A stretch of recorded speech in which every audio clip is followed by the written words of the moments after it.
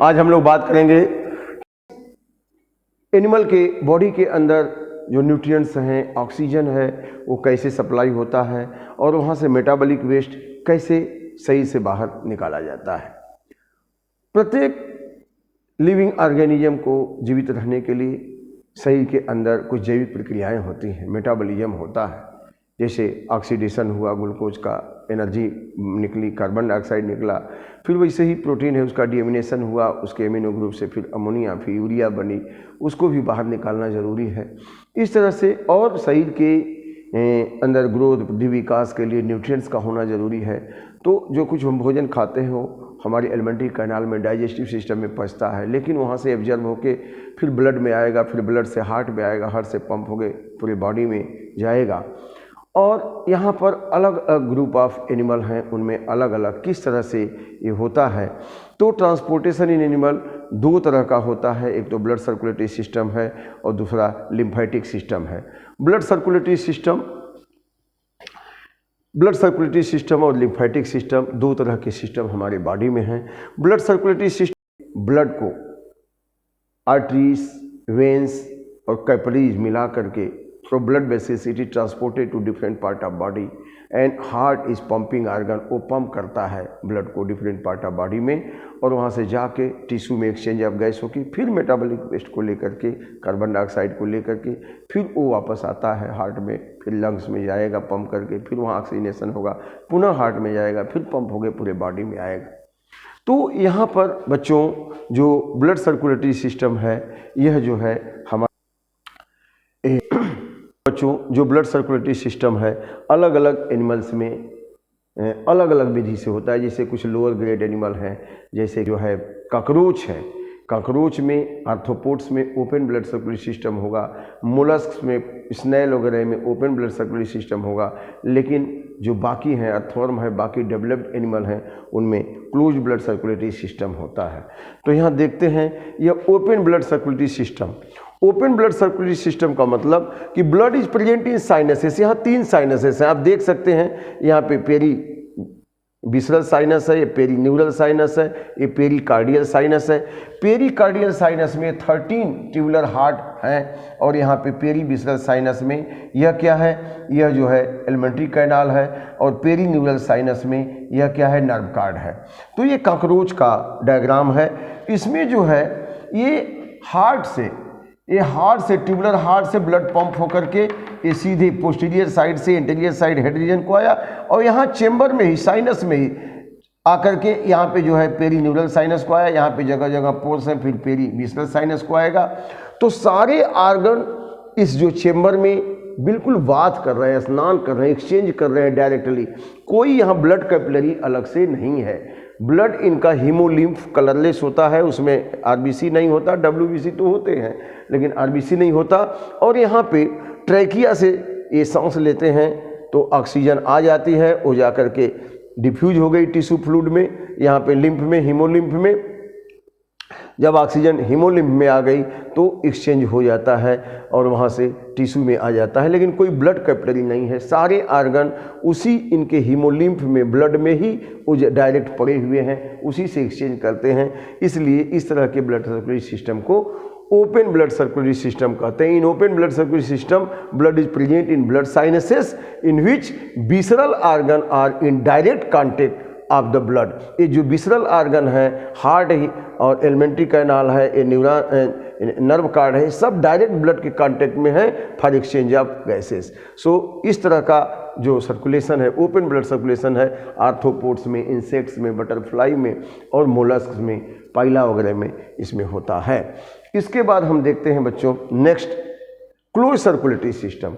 Close circulatory system में क्या है कि blood is transporting through a closed vessel. यहाँ हार्ट ने ब्लड को पंप किया, ब्लड कहाँ गया, पंप करके अपर पार्ट ऑफ बॉडी गया, फिर लोअर पार्ट ऑफ बॉडी आया, यहाँ कैपिलरी से डिफ्यूज हुआ, सारा ऑक्सीजन, ग्लूकोज, एमाइनो एसिड ये टिश्यू में आ गए और यहाँ से कार्बन डाइऑक्साइड फिर ब्लड में आया और डीऑक्सीनेटेड ब्लड फिर कलेक्ट होके कहाँ आएगा, फिर से हार्ट में आएगा, हार्ट से पंप करके फिर जो है कहाँ जाएगा, ये जो है लंग्स में आएगा और लंग्स से फिर आ जाएगा कहाँ, हार्ट में और हार्ट से फिर पंप करके डिफरेंट पार्ट ऑफ बॉडी में जाएगा। यहाँ ब्लड जो है किसी भी आर्गन के डायरेक्ट संपर्क में नहीं है। ब्लड हार्ट से पंप हुआ, पंप होकर के कहाँ गया, upper end lower part of body, वहाँ से कैपिलरी में आया, कैपिलरी से फिर डिएक्शन में वेन में आया, वेन से वेना के बाद देन अगेन हार्ट से लंग्स में, फिर प्यूरिफाई होकर के फिर जो है पूरे बॉडी को जा रहा है। तो आर्टरी, वेन और कैपिलरी के द्वारा ये ब्लड का ट्रांसपोर्टेशन हो रहा है, इसीलिए इसको क्लोज ब्लड सर्कुलेटरी सिस्टम कहते हैं। और यह अर्थवर्म में, इसके बाद ऊपर के जितने एनिमल्स हैं, फिशेस, एम्फीबियंस, रेप्टाइल्स है, बर्ड्स एंड मैमल्स हैं, सारे में जो है यह जो है क्लोज सर्कुलेटरी सिस्टम होता है। अब इसके बाद human heart is made up of cardiac muscle fibre. हमारा जो हार्ट होता है, हमारा हार्ट कहाँ है, in the thoracic chamber. Thoracic chamber में लंग्स के बीच में जो स्पेस है, उस size of heart is the size of fist. हमारी जो मुट्ठी है, फिस्ट के बराबर साइज का हार्ट होता है। हमारे बॉडी में ब्राउन कलर का हार्ट है, थोड़ा सा टिल्टेड होता है लेफ्ट साइड में, और पूरे हार्ट के ऊपर डबल लेयर ऑफ मेम्ब्रेन होगा, उसको पेरिकार्डियम कहेंगे। पेरिकार्डियल मेम्ब्रेन के बीच में फ्लूइड होता है, उसको पेरिकार्डियल फ्लूइड कहते हैं। And it protect the heart from mechanical injury. जैसे हार्ट पंप कर रहा है, कॉन्ट्रैक्ट रिलैक्स कर रहा है, तो कहीं अलग किसी आर्गन से टकराए तो उसको कोई चोट न लगे, उसको कोई इंजुरी न हो, इसलिए पेरिकार्डियल फ्लूइड उसको जो है मैकेनिकल इंजुरी से बचाता है। और बच्चों ये हार्ट आप देख सकते हैं, हार्ट में 4 चेम्बर है। यहाँ राइट एट्रियम में है, और यहाँ लेफ्ट एट्रियम है, और इसके बाद ये राइट वेंट्रिकल है और लेफ्ट वेंट्रिकल। इसको ऐसे करें जैसे हमारा लेफ्ट इस साइड में, हमारा राइट इस साइड में है, तो यहाँ पे लेफ्ट एट्रियम, ये राइट एट्रियम, ये लेफ्ट वेंट्रिकल, ये राइट वेंट्रिकल। आप देख सकते हैं कि जो एट्रियम का वॉल है बिल्कुल थिन है, एट्रियम का वॉल बिल्कुल थिन है, लेकिन वेंट्रिकल का वॉल क्या है, एकदम थिक है। उसमें भी लेफ्ट वेंट्रिकल का वॉल जो है बिल्कुल थिक है, और राइट वेंट्रिकल का वॉल इसकी अपेक्षा कम थिक है। और यहाँ पर जो एट्रियम है वेंट्रिकल से इंटरवेंट्रिकुलर सेप्टा से सेपरेटेड होता है। अगर इसको हम देखें यहाँ पर स्ट्रक्चर के द्वारा, तो सपोज कर लीजिए यहाँ पर यह, अगर हम हार्ट को बनाएं इस तरह से, तो यहाँ पर यह आप देख सकते हैं कि यहाँ यह जो है हमारा हार्ट, ये एट्रियम, ये ventricle, but atrium is separated by interatricular septum into right and left atrium. अब ये क्या हो गया, ये राइट एट्रियम हो गया, ये राइट एट्रियम हो गया, और ये क्या हो गया, ये लेफ्ट एट्रियम हो गया, लेफ्ट एट्रियम हो गया। लेकिन एट्रियम और वेंट्रिकल किससे सेपरेटेड है, एट्रियोवेंट्रिकुलर सेप्टा के द्वारा। और यहाँ पे वेंट्रिकल भी इस सेप्टम के द्वारा सेपरेटेड है, जिसको कहते हैं इंटरवेंट्रिकुलर सेप्टम। अब इस सेप्टम की वजह से अब वेंट्रिकल भी 2 भाग में बट गया, इसको कहेंगे राइट वेंट्रिकल, और इसको क्या कहेंगे बच्चों, लेफ्ट वेंट्रिकल। अब इस तरह से ये राइट वेंट्रिकल हो गया, लेफ्ट वेंट्रिकल हो गया। अब इसकी वाल थोड़ी थिक होती है, किसकी वाल, जो लेफ्ट वेंट्रिकल है इसकी वाल थोड़ी थिक होगी, ये बिल्कुल थिक वाल होता है, क्योंकि इसको कॉन्ट्रैक्ट करके ब्लड को पूरे बॉडी में भेजना है, दैट्स वाई। और यहाँ पे थोड़ा पॉइंटेड होता है यह, लेकिन यह इसकी वाल जो है राइट वेंट्रिकल की थोड़ी कम थिक होती है, राइट वेंट्रिकल की वाल थोड़ी कम थिक होगी, और इसकी, लेकिन एट्रियम की तो एकदम पतली। और यहाँ पर यह राइट एट्रियम, लेफ्ट एट्रियम, जैसा कि हमने आपको दिखाया, राइट एट्रियम, लेफ्ट एट्रियम, यहाँ राइट वेंट्रिकल, लेफ्ट वेंट्रिकल, तो right atrium, left atrium, right ventricle, left ventricle, और दोनों के बीच में सेप्टम लगा हुआ है।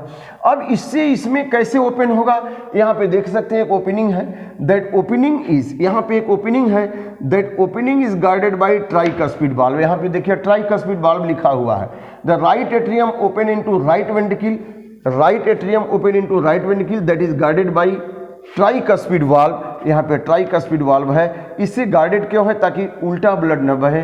ऐसे ही देखिए left atrium open into left ventricle and that is open through one opening and that opening is guided by bicuspid valve. तो यहाँ पे बच्चों ये ट्राइकस्पिड वाल्व हो गया, ये क्या हो गया, ट्राइकस्पिड वाल्व, और ये क्या हो गया, बाइकस्पिड वाल्व, बाइकस्पिड वाल्व। ये ट्राइकस्पिड वाल्व होगा, बाइकस्पिड वाल्व हो गया। अब इसके बाद यहाँ आप देख सकते हैं शरीर के अपर पार्ट ऑफ बॉडी से इंटीरियर वेना केवा से ब्लड आ रहा है यहाँ, और शरीर के लोअर पार्ट ऑफ बॉडी से भी ब्लड आएगा, लोअर पार्ट ऑफ बॉडी से भी ब्लड आएगा, पोस्टीरियर वेना केवा से भी ब्लड आएगा। तो शरीर के लोअर पार्ट ऑफ बॉडी से अपर यहाँ आया, और यहाँ राइट एट्रियम में ये इंटीरियर वेना केवा क्या है, इंटीरियर वेना केवा, और ये क्या है, posterior vena cava, posterior vena cava. अब ये दोनों यहाँ पे देख सकते हैं, यहाँ पोस्टीरियर को इंफीरियर वेना केवा कहा जाता है और सुपीरियर को एंटीरियर वेना केवा कहा जाता है। ये शरीर के ऊपरी हिस्से से ब्लड ला रही है राइट एट्रियम में, ये शरीर के निचले हिस्से से, लेकिन अंदर अंदर आके खुलेगी यही, तो इसीलिए हमने एक ही जगह दिखाया। और यहाँ ओपन हुआ और ब्लड जब आया यहाँ, तो ब्लड कहाँ आएगा, ये ओपनिंग है जो यह ट्राइकस्पिड वाल्व से होते हुए ब्लड यहाँ आ गया। लेकिन यहाँ से फिर क्या होगा, यहीं पे क्या है देखिए, आप देख सकते हैं यह जो राइट वेंट्रिकल में ब्लड आया, यहाँ पंप करके कहाँ जा रहा है, ये पंप करके कहाँ जा रहा है, यहाँ पे जा रहा है पल्मोनरी आर्टरी में, पल्मोनरी आर्टरी से होकर के लंग्स में जाएगा। देख सकते हैं यहाँ राइट एट्रियम से राइट वेंट्रिकल में आया और यहाँ से जाएगा कहाँ, पल्मोनरी आर्टरी से होते हुए लंग्स में। तो यहाँ पर भी ये पल्मोनरी आर्टरी आप समझ सकते हैं, यहाँ क्लियर बताने के लिए आपको बताया है, उसमें आपको अगर समझ में आएगा तो ठीक है। यहाँ पे हमने क्लियर और करने के लिए, ये ब्लड आ गया बच्चों, यहाँ से पंप होके ये सेमील्यूनार वाल्व, अब यहाँ से होकर के कहाँ जाएगा, ये चला जाएगा कहाँ, पल्मोनरी आर्टरी से होते हुए लंग्स को, कहाँ जाएगा, पल्मोनरी आर्टरी से होते हुए लंग्स को जाएगा, पल्मोनरी आर्टरी से लंग्स को जाएगा। अब यहाँ पर आप देखिए जो लेफ्ट वेंट्रिकल वो पंप करेगा तो किस में जाएगा, यहाँ से जाएगा सिस्टमिक एआर्टरा में। तो यहाँ हम दिखा देते हैं, आपको क्लियर हो जाएगा। ये सिस्टमिक एआर्टरा यहाँ है, ये क्या है, सिस्टमिक एआर्टरा। इसमें भी सेमील्यूनार वाल्व होता है, क्या होता है, सेमील्यूनार वाल्व होता है। अब ये सेमील्यूनार वाल्व से ये सिस्टमिक एआर्टरा यहाँ लेके आया ब्लड, और शरीर के ऊपरी हिस्से में और शरीर के निचले हिस्से को ये पंप कर देगा ब्लड को। तो ये हो गया सिस्टमिक, ये हो गया सिस्टमिक एआर्टरा, एआर्टरा, सिस्टमिक एआर्टरा हो गया, सिस्टमिक SYSTMIC, सिस्टमिक एआर्टरा। और यह सेमील्यूनार वाल्व है। ये दोनों वाल्व क्या कहे जाएंगे, ये दोनों वाल्व सेमील्यूनार वाल्व कहे जाएंगे इनको। तो इसको आप जो है क्या कर सकते हैं, इसको पल्मोनरी वाल्व, क्योंकि यह पल्मोनरी आर्टरी में ब्लड जा रहा है यहाँ, तो पल्मोनरी आर्टरी के बैक फ्लो को रोकने के लिए इसको पल्मोनरी वाल्व भी कहेंगे, या फिर इसको सेमील्यूनार वाल्व तो कहेंगे, और इसको सिस्टमिक वाल्व कहेंगे। यह सिस्टमिक एआर्टरा के बैक फ्लो को रोकता है। और यहाँ से प्यूरिफिकेशन के बाद जो पल्मोनरी वेन है, पल्मोनरी वेन है, ये ब्लड को, ऑक्सीजनेटेड ब्लड को कहाँ से लाएगी, लंग से। ये पल्मोनरी वेन कहाँ से लाएगी बच्चों, लंग से। पल्मोनरी वेन कैसा ब्लड लाती है, प्योर ब्लड लाती है। लेफ्ट एट्रियम में, लेफ्ट एट्रियम से लेफ्ट वेंट्रिकल में आया यह ब्लड, लेफ्ट वेंट्रिकल में आया, और लेफ्ट वेंट्रिकल से फिर ये ब्लड पंप करके कहाँ जाएगा, सिस्टमिक एआर्टरा, और सिस्टमिक एआर्टरा से पूरे बॉडी को चला जाएगा। तो मैं ये कहना चाहता था कि हमारा जो हार्ट है वो हमारे थोरेसिक चेम्बर में, हमारे दोनों लंग्स के बीच में जो स्पेस है वहाँ सिचुएटेड है। इसका साइज फिस्ट के आकार का है और मुट्ठी के आकार का। और यह हार्ट जो है 2 लेयर पेरिकार्डियम से घिरा होता है। पेरिकार्डियम के दोनों लेयर के बीच में फ्लूइड होगा, पेरिकार्डियल फ्लूइड। और यह हार्ट का वाल जो है कार्डियक मसल का बना होता है।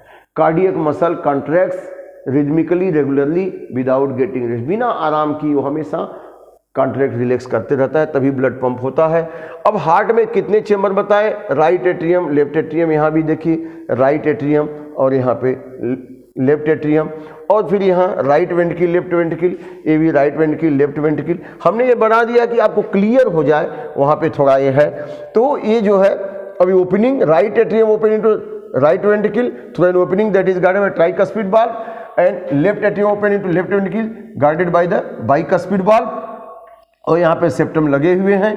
और मैंने एक बात और करी तो atrial wall is thin than the ventricle वाल।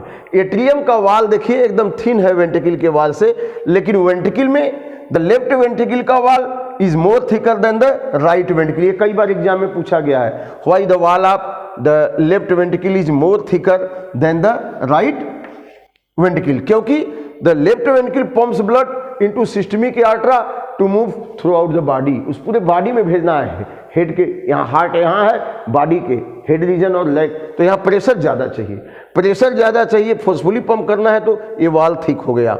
और यहाँ पे ये पंप करके केवल कहाँ भेजेगा, केवल लंग्स को, तो लंग्स को इसके नियर बाई ही लंग्स है तो ज़्यादा प्रेशर नहीं चाहिए, इसलिए लेफ्ट वेंट्रिकल की अपेक्षा राइट वेंट्रिकल का वाल थिनर होता है, लेकिन लेफ्ट वेंट्रिकल का वाल थिकल होता है वाल।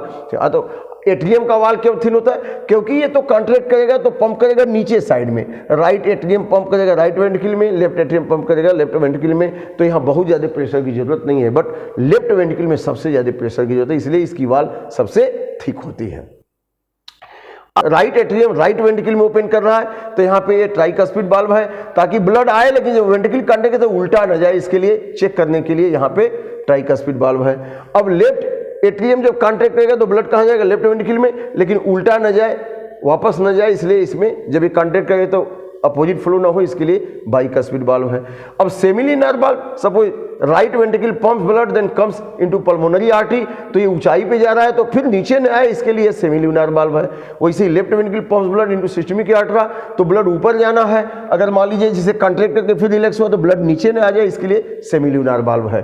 तो यही डायग्राम आप देख सकते हैं, यहाँ भी है इंटीरियर, यहाँ पे क्या है, सुपीरियर वेना के बाद शरीर के हेड रीजन से ब्लड को राइट एट्रियम में लाया, वैसे इंफीरियर वेना के बाद, या इसको कह सकते हैं कि पोस्ट वेना के बाद, है ना, ये लाया निचले हिस्से से ब्लड को और लाके एट्रियम में, राइट एट्रियम में देगा, और राइट एट्रियम, ये एट्रियम कॉन्ट्रैक्ट करेगा तो ट्राइकस्पिड वाल्व, ये ब्लड आ गया कहाँ, राइट वेंट्रिकल में, और जब ये कॉन्ट्रैक्ट करेंगे तो कहाँ चला गया, पल्मोनरी आर्टरी में, वहां से लंग्स में प्यूरिफाई हुआ, फिर पल्मोनरी वेन के द्वारा ऑक्सीजनेटेड ब्लड गया लेफ्ट एट्रियम में, लेफ्ट एट्रियम से फिर बाइकस्पिड वाल्व के द्वारा लेफ्ट वेंट्रिकल में। और वेंट्रिकल का मसल देखिए कितना स्ट्रांग है, ये कॉन्ट्रैक्ट करेगा तो कहाँ जाएगा, सिस्टमिक आर्टरा में, सिस्टमिक आर्टरा से होके सही के निचले हिस्से में, सही के ऊपरी हिस्से में।